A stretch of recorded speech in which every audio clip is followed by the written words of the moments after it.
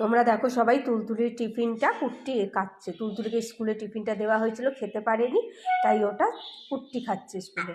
আমিও আমারটাই খাচ্ছি। তুমি তোমারটাও খেয়েছো, প্লাস দিদি একটাও খাচ্ছ, কারণ তোমার দিদি আর টিফিন খেতে পারেনি। দেখছো, বলো যে আমাকে টিফিন খেতে পাই না নাকি, বুঝলে? না না, তুমি তো খুব ভালো মেয়ে, তুমি নিজের টিফিনও খেয়েছো, প্লাস দিদির টিফিনটাও খাচ্ছ। তুলতুলির কি হয়েছে? এখানে হয়েছে, দেখাও বন্ধুদের কি হয়েছে। এই দিকেরটা দেখাও।